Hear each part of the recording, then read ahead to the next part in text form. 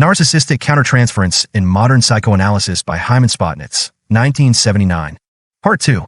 Case Study Number 1. The Case of Mrs. C. A bright and attractive woman in her late 30s. Mrs. C voiced fears of falling apart and paranoid ideas when she entered treatment with me. There was a strong element of depression in her personality. She had contemplated suicide on several occasions. The wife of an attorney and mother of 2 adolescent girls, she edited children's books for a well-known publishing house. She described her husband as an overbearing bully who forced her to comply with his sexual demands. Quarrels about the upbringing of their daughters and financial matters were other sources of conflict. She felt that her marriage was destroying her. An only child, she characterized continuous combat with a domineering mother as the primary event of her childhood. In the initial interview, she scarcely mentioned her father, a retiring and submissive figure in the household.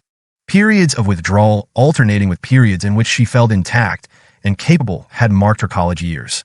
She expressed a desperate need to understand her current difficulties and her conflicting feelings about divorcing her husband. Making up her own mind about how to resolve them, she felt would enable her to accomplish something for herself. She said, "My main concern now is my own survival." During the first 2 years of the therapy, Mrs. C related to me primarily as the influencing part of her mind. Later, in looking back upon this period of evolving narcissistic transference, she said, "My ego boundaries wavered continually. Sometimes you were part of my ego, sometimes outside it. Often she said she knew precisely what was on my mind. Although she was usually wrong about this early in the relationship, there were instances later on when she accurately described my immediate thoughts and feelings. For several months, Mrs. C was totally absorbed in what she was thinking and saying. She did not interrupt her ruminations to ask questions or elicit comments. As she rambled on without manifesting any interest in my presence, I would become self-absorbed, drowsy, or aware that my mind was wandering. I resented the state of disinterest that often swept over me. To alleviate her suffering and eliminate the danger of destructive acting out, I asked her 4 or 5 factual questions in each session on subjects of mutual interest. She experienced these brief verbal feedings as attempts to influence her. Since whatever I said was interpreted in a hostile way, I experienced pressure to maintain silence. At times I felt completely shut out. This borderline case is more fully reported elsewhere. Spotnitz, 1979.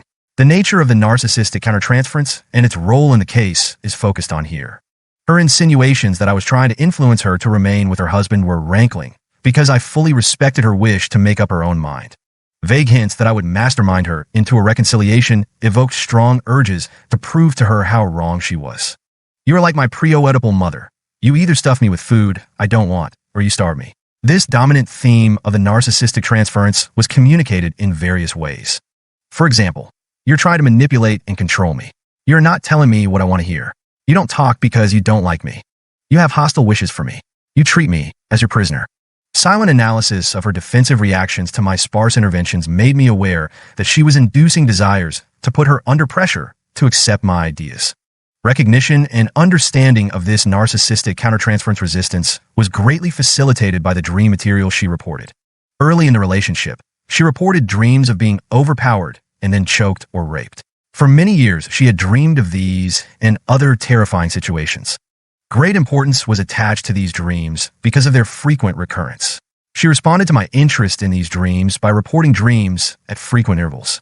Changes in her conscious attitudes and clinical symptoms paralleled changes in the character of her dreams. For example, the waning of her fears of being overpowered in the relationship dovetailed with dreams of being able to defend herself. Eventually, when she experienced me as a cooperative object, she dreamed of non-threatening encounters. Mrs. C.'s dreams thus served as a barometer of her progress in the treatment relationship and in her life. The early dreams, pointing to an unconscious wish to be dominated, made it clear that acting on my urges to put pressure on Mrs. C would be anti-therapeutic. Inclinations to do so were resolved by permitting her to direct me. This approach was implemented at a moment when she was accusing me of trying to influence her to do what I thought would be best for her. I replied, "I'm not playing that game. I won't impose my will on you in any way. I will talk to you only when you want me to, and tell you only what you want to know." Self-demand feeding. This paradigm, which quickly resolved the countertransference resistance, also initiated one of the major battles of the analysis. When I responded to her signal to talk, she complained that I was trying to influence her. When she did not signal me, she complained that my silence made her miserable. These 2 patterns of narcissistic transference resistance were resolved by demonstrating to her that she could get me to talk when and how she wanted me to. Moving out of both patterns, she began to relate to me as a separate person. Later, the idea of controlling me became as distasteful to her as the idea of being controlled. She began to crave a mutually cooperative relationship. She would not try to control me, and I would not try to control her. In this partnership, she wanted me to be spontaneously cooperative, to talk when I wanted to, and to say what I wanted to say. Early in the treatment, I was often preoccupied with identifying and clarifying the induced feelings, and decisions on how to respond to them usually required much thought. In contrast to the elusive quality of the narcissistic countertransference, my effective reactions to Mrs. C, after the narcissistic transference had evolved into object transference, were immediate givens. I became much more aware of the emotional interchange and responded to it more rapidly. Case study number 2, the case of Mr. M. At the advent of his senior year, following a breakdown precipitated by an unhappy love affair with a classmate, Mr. M dropped out of a Midwestern art school on the recommendation of the school psychologist. He was 21 at the time. He was the only child of divorced parents. His mother, a legal secretary and amateur artist whose paintings had been exhibited in a local museum, was a cold and reclusive woman with a family history of severe mental illness. She did not coddle her baby or pick him up from his crib when he cried. Neighbors living on the floor below the family reported often hearing him rock himself to sleep in his crib. She felt that the child was being spoiled by his father and paternal grandparents, who demonstrated much affection for him. The father, a salesman, was often away from home during the child's early years, and during the span of World War II, the little boy rarely saw him. When the father returned home from military service in Europe, the mother requested a divorce. A few years later, she became overtly psychotic and was eventually committed to a state hospital where her sister had spent many years. The boy, then 11 years old, was remanded to the custody of his father, who had recently remarried and moved to New York City. From then on, until he completed high school, the youngster lived with his father and the father's second wife. Bright and personable, he appeared to be well-adjusted in adolescence and was popular with his schoolmates. With the encouragement of a high school art teacher, he decided to pursue a career in art. He worked hard at art school, with no let-up for vacations during his 3 years there. The necessity of interrupting his studies was a shattering blow to him. The psychiatrist he consulted on his return home found him withdrawn and depressed. He was told that he was suffering from the effects of severe emotional deprivation in his early years. During the consultation, he expressed great eagerness to resume his studies in a local art school. His father, now a successful sales executive, agreed to finance whatever treatment the youth required and to continue to support him until he was fully capable of supporting himself. Mr. M's first therapist was a female psychologist who had worked successfully with many severely disturbed children and adolescents. He developed a cooperative relationship with her, in the course of which he worked through many of his problems with his mother. His self-attacking tendencies were focused on, but not resolved. Nevertheless, he appeared to be improving. He completed his undergraduate studies and earned a master's degree. The therapist was impressed by his determination to strike out for himself as soon as possible. With her encouragement, he moved out of the parental home into a studio of his own, secured an appointment as an art teacher in a private school, and some freelance assignments as an illustrator of children's books. All seemed to be going well with Mr. M when he suddenly collapsed the day before he was to open an exhibit of the work done by his art class during the school year. The cancellation of his teaching contract precipitated a psychotic episode. Overwhelmed by suicidal and homicidal impulses and auditory hallucinations, he was unable to do any work. He wrote many notes to himself dominated by the themes, "Try harder," and "You are not your mother." Then he entered a state hospital. On his discharge 7 months later, he resumed treatment with the same therapist. Later developments revealed a significant error in the treatment. She gave him many interpretations which he apparently experienced as an attack. The crux of his problem, in her view, was his tendency to drive himself to keep working. About a year and a half later, when he was making an effort to socialize, he fell in love with a girl he met at a dance and proclaimed his intention of marrying her. But the girl, frightened by his bizarre behavior, broke off the relationship. Another psychotic episode followed, and he spent the next year in another psychiatric hospital. On his discharge from the second hospital, the psychiatrist he consulted told Mr. M that he had failed with the first therapist because she had not recognized the nature of his problem. Mr. M then resumed treatment with another therapist, a man who apparently employed a more directive approach than the first therapist. The second therapist liked Mr. M and wanted to help him. But each time the patient was on the verge of significant progress in his career, he fell apart again. He formed a pattern of signing himself into a mental hospital until he was able to resume his work. A few weeks later, he would return to private treatment, even more determined to resolve his problems. There were many brief hospitalizations during this 4-year period. Mr. M was in his mid-30s when he entered treatment with me. Initially, he impressed me as being an individual with a strong drive for accomplishment. He spoke about his desire to make a name for himself, to marry, and have children. If I would help him, he said that he would accept his present dependency situation and cooperate to the best of his ability. I felt challenged to accomplish results in this case. I was also interested in ascertaining why he had failed with his previous therapists. Nevertheless, the precise nature of the therapeutic problem eluded me for some time. Since each breakdown had coincided with an impending improvement in his life situation, I tended to operate on the theory that an inability to tolerate success was implicated. Meanwhile, to my great chagrin, he had 2 more relapses in his psychosis, each followed by a brief hospitalization. Mr. M was a difficult person to understand. He reported no dreams and withheld important information about himself. He tended to verbalize what he thought I wanted to hear. He was generally immersed in feelings of helplessness and hopelessness.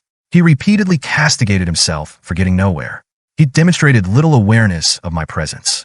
Occasionally, he established contact with me, asking whether I thought there was any hope for him and similar questions.